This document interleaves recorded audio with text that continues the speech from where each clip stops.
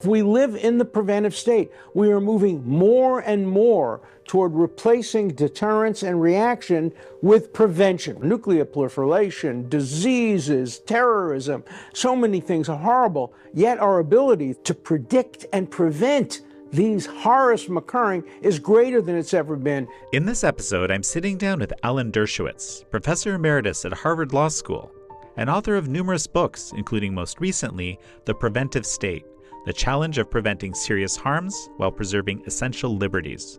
Prevention has become kind of the cover for everything we do, good and bad, and we don't have the mechanism yet for distinguishing the good from the bad and balancing the inevitable bad that we know we're going to get against the hope for good. Should someone charged with a crime be denied bail to potentially prevent further crimes? Should governments be able to compel inoculations if that could actually prevent deadly contagions? And notably, a few days after this interview was filmed, Israel launched preemptive strikes on Iran's nuclear facilities. When is such preventive military action warranted? This is the most important book I have ever written. Yet, the New York Times will refuse to review this book. The Harvard Law School has refused to invite me to speak about this book for one reason, because I defended Donald Trump. This is American Thought Leaders, and I'm Yanya Kellick. Alan Dershowitz, so good to have you back on American Thought Leaders. Well, my pleasure to be on. Thank you. So as I was reading your book, The Preventative State, I found myself thinking back to the premiere of the Eastman Dilemma back in January at Mar-a-Lago, where you were, also speaking on a panel.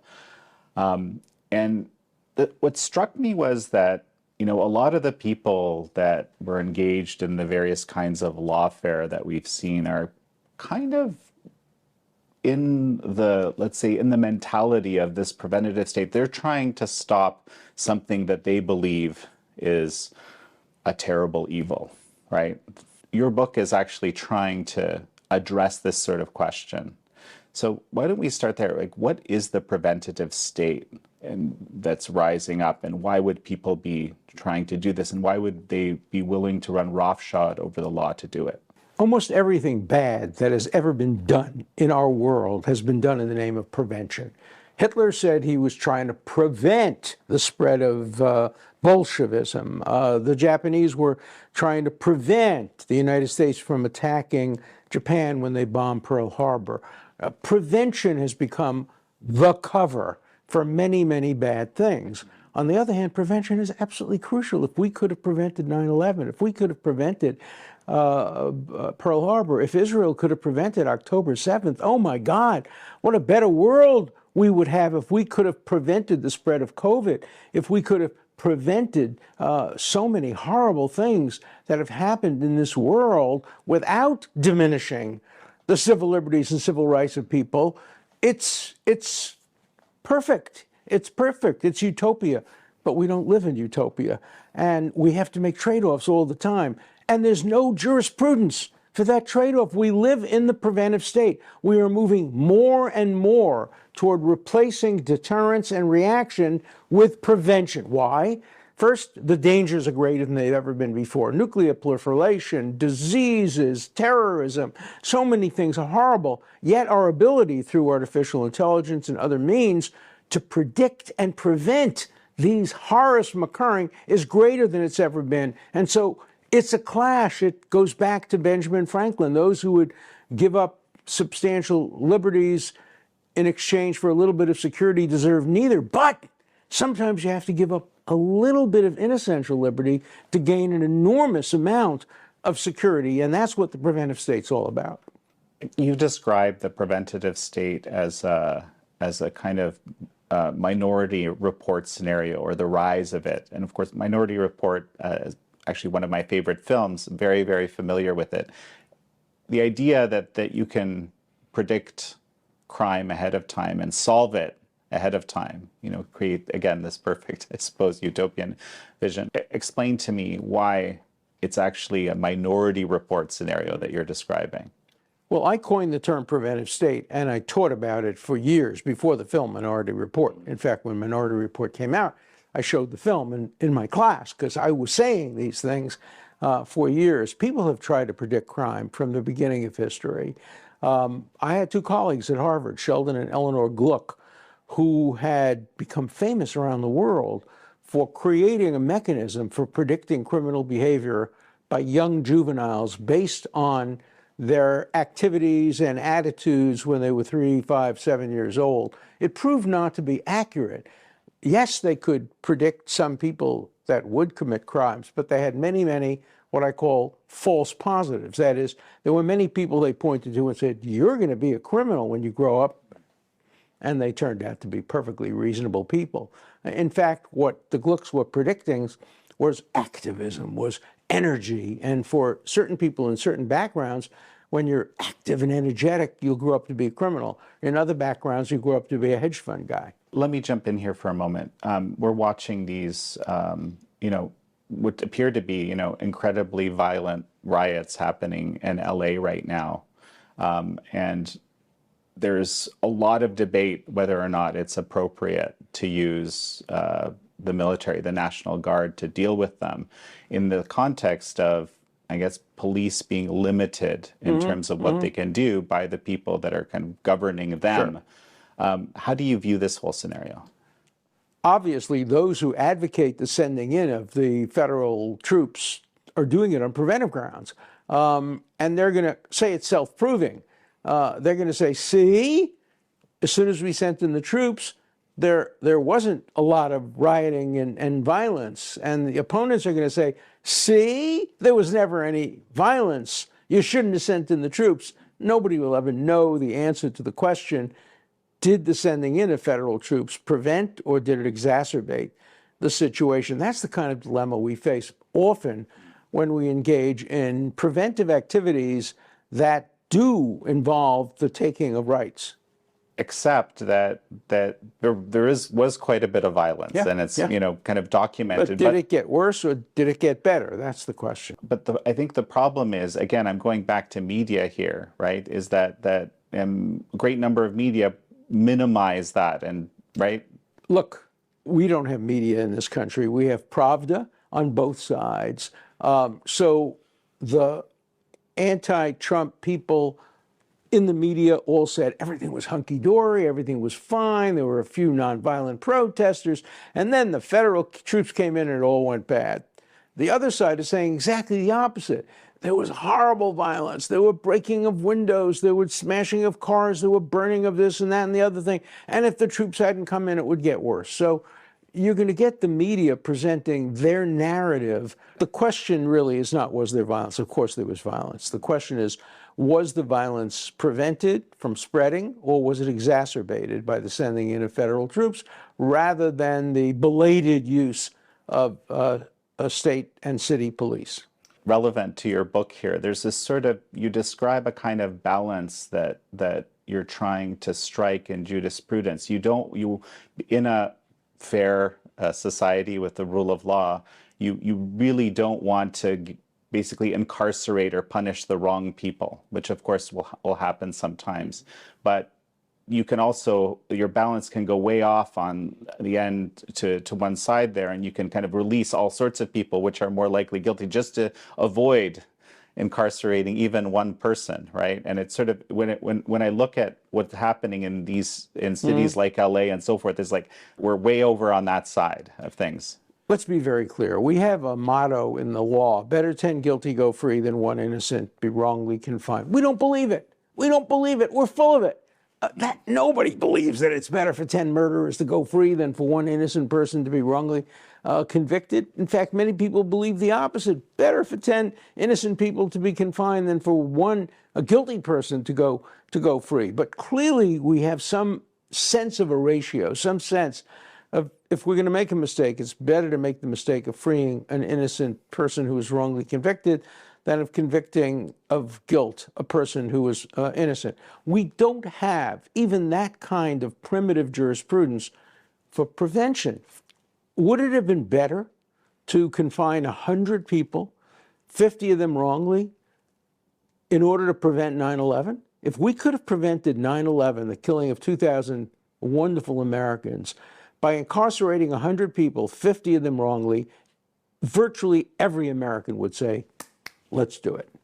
Well, I'm just thinking of a really great example of this right now. We're thinking about the Chinese Communist Party's Thousand Talents program and its ability, essentially its strategy to be able to weaponize any Chinese national on American soil for its own benefit, either through coercion, either carrots or sticks. And that's just the reality. Students, everyone, right? So how do we respond to that, right? This is a serious question, right? Because it has been abused in enormous ways up to now. No question that attempts to restrict the visa on students is preventive. We're trying to prevent terrible things from happening, including the Chinese Communist Party benefiting from sending students to places like Harvard. Are we overreacting? That's a question that in a democracy, the people should decide. Alan, one quick sec. We're going to take a break. And folks, we're going to be right back. And we're back with Alan Dershowitz, author of The Preventive State. There's this general trend, and this is what you describe very well. The threats are certainly not decreasing. I think that's how you describe it. But the ability to use technology to deal with them, actually or theoretically, is also increasing. Definitely. So, it's the logical conclusion of that is that there's a lot more of this attempts to impose these kinds of methodologies, which are inherently restrictive. Okay, so here we are, and this is progress. I mean, I say that in quotes. Whenever there's progress, you must have jurisprudence to cabin the progress. You must have a framework, a legal framework. So artificial intelligence is a great thing. It can help cure diseases, and it can help predict horrible things in our environment and our economy, all that. But it also poses great dangers of intrusions into privacy. And we can't let the artificial intelligence companies make the balance. We know what side they'll balance on. And we can't allow the American Civil Liberties Union to strike the balance. We know what side they'll strike the balance on. So what we need to do is have a jurisprudential framework agreed upon. And in my book, The Preventive State, I create that framework for the first time, which is remarkable when you think about how much we've used prevention over the years that we don't have a jurisprudence for it. And I tried to create a jurisprudence over 50 years, and I really wasn't ready for it until I turned like 85 years old. I started really working on it seriously, and finally at age 86, I published The Preventive State, which lays out the first jurisprudential framework ever for the preventive state. The big issue that I see in all of this is that this is our society's kind of a bit wired for safety in a way. I don't know if you agree with that. I view it that way. I mean, you compare even back 50 years ago, it's a whole different thing. So it's kind of seems like it's easier to scare people into doing things than you would have been even 50 years ago. I agree because of the internet. I think that fear spreads more quickly than liberty spreads. Given a choice between liberty, which is an abstract concept, and fear of dying, which is a concrete concept, I think most people around the world would opt for the fear over the liberty. And that's what Benjamin Franklin was concerned about. And that's why I wrote my book, The Preventive State, because I understand the fear factor, and I understand that most states will do almost anything to prevent cataclysmic events from occurring. And that's where we get the risk of totalitarianism. I'm amazed kind of at your thinking around this. So obviously you've been thinking about this for a very long time, around coming up with a legal structure for dealing with these things. But how, I mean, being aware, for example, of how John Eastman was treated, how you've been treated, how, the president has been treated, all sorts of people are being treated. Well, let me tell you how I've been treated. Yeah. Look, I have written 57 books. This is the most important book I have ever written. I'm going to be very categorical about this. This is the most important book about law and policy written by any lawyer in the 21st century. I'm going to be categorical. I'm going to brag about it. It's the truth. Yet, the New York Times will refuse to review this book. The Harvard Law School has refused to invite me to speak about this book to the faculty. This book has been canceled This important book, which lays out a framework for jurisprudence, has been canceled for one reason, because I defended Donald Trump in front of the United States Senate against an unconstitutional impeachment. As the result of that, I was canceled, my books were canceled. The New York Times reviewed virtually every single one of my books before I defended Trump, and they haven't reviewed a single book since I defended Trump. It's pure censorship and McCarthyism. That's why I thank you for allowing me to appear on your show, because I have to get people to read this book over the objection. The New York Times, Harvard University canceled my speech about this book at the Harvard Club of New York. It was all scheduled. It was going to be the breakout of the book. And I picked the Harvard Club because of my connections to Harvard. But because of some protests, we're not sure the sources of the protests, whether they came from the top or from other people, the Harvard Club canceled my book speech. And that's what's going on in this country under cancel culture. And I'm not the victim of it. You know, the victim is the people who would otherwise want to read my books, and they don't get access to it. For members of the legal profession who might be watching this interview, could you summarize the case? What is it that they'll understand? What is the case that you're going to make in this book for them? Every lawyer should understand that we are moving toward much more prevention and away from our typical legal response that we'd wait for the crime to be committed, then we would punish the perpetrator in the hope that that would prevent others. Oliver Wendell Holmes, of 150 years ago, talked about that as being preventive. But what we're doing is moving much more to explicit prevention, explicit intervention before the cataclysmic acts occurred. Pre-crime, yeah. Yeah, and we're not ready for that. We don't have a jurisprudence for it. And every lawyer should be concerned about that.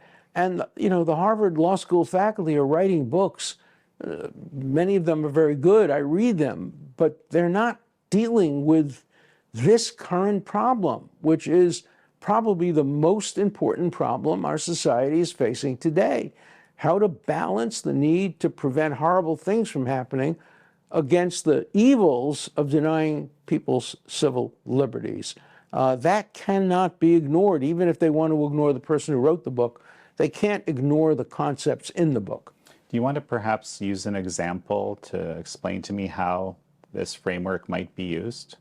But let's apply it to a simple case. You get somebody who's arrested for a crime, armed robbery, and we have to decide what to do with that person in the meantime. You know, the history of the world takes place in the meantime. In the meantime. The meantime is the time between the arrest and the time that he could have a trial. That could be 6 months. So you have to decide what to do with him during the 6 months. He's presumed innocent. He may not have done it, but he's probably guilty, because in democratic countries, we generally arrest people who are guilty. We have a 90% conviction rate. So the question is, do you err on the side of releasing him? He may commit another crime, he may flee. Or do you err on the side of holding him? He may not commit any crimes, he may be innocent. These are the kinds of decisions we make every day in every courtroom in America. How would applying your framework change that decision-making, or how does it change that decision? First, it eliminates monetary bail completely, because monetary bail has nothing to do with preventing harms. Monetary bail produces too many poor, innocent people staying in jail, and at the same time, too many rich, guilty people getting out of jail. So monetary bail should have nothing to do with who we hold and who we don't hold. We should have an explicit system whereby the government has to prove by clear and convincing evidence that the person is likely to flee or is likely to commit new crimes. If not, then alternatives should be considered. You should have electronic monitoring. You should have home arrest. You should allow people to create a situation where they could remain home with alarm systems, cutting off of phones and computers, maybe even having armed guards at the door. We should have a continuum of confinement. And the last resort should be locking people up on Rikers Island, which is a hellhole, for something they may not have done. So there's been very significant action taken from this administration against Harvard. I mean, I remember reading Secretary Kristi Noem's, kind of statement on this, being, wow, this is something I wasn't expecting. A very, very strong action. How do you respond to that? I don't like untargeted sanctions against universities, and the Trump administration's sanctions have been too broad. You can't just cut back all funding for research. Cancer research has to go forward. Alzheimer's research has to go forward. So the defunding should be targeted toward the public health school, toward the divinity school, toward the Carr Center for Human Rights, which has become a cesspool of anti-Semitism. The same thing is true with visas. You shouldn't be denying Harvard the right to have students from any country. You should try to create a preventive mechanism for trying to anticipate which students are going to come here in order to prevent other students from going to class, and you can prevent those students from registering at Harvard. Well, let's talk about students at Harvard, actually, because Harvard has had a lot of Chinese students. Right. And especially in the Harvard School of Government, there's a lot of Chinese money that's been funding the university. And of course, we have this problem that we mentioned earlier in the interview, that essentially, even if you have the best intentions coming, you're not interested in, I'll call it quote unquote spying, which that just means collecting little bits of intelligence and sending them back, which the government absolutely is interested in you doing, right? You could be leveraged to do that if you're in a position because your family's there, and that happens again and again and again. This is just the rule, not the exception, actually. But so how, in a free society, this is something that we're gonna be dealing with head on. In a free society, how do we deal with that reality? You have students working in very sensitive areas that can easily be leveraged by a regime which doesn't view America as a friend, to steal IP or worse. And that's just the reality. How do we deal with that as a free society? Well, the preventive state would know how to deal with that easily. They would just cut off all student visas from China, and that would be an overreaction. What's needed is a targeted response, and also too much foreign money is coming in. I also think Harvard admits too many foreign students. I think having the high percentage that it has, that denies the ability of American students to attend Harvard, is a mistake, unless it's done on a pure meritocracy. If it's done on a blind meritocracy, then let every student be Asian. I don't care if it's done on a pure meritocracy. But the end of meritocracy, coupled with advantage to foreign students who come from countries that pay a lot of money to the university, is a potential for disaster. Alan Dershowitz, it's such a pleasure to have had you on. My pleasure, and thank you for your excellent questions. And I really appreciate intelligent and thoughtful questions, so thank you. Thank you all for joining Alan Dershowitz and me on this episode of American Thought Leaders. I'm your host, Jan Jekielek.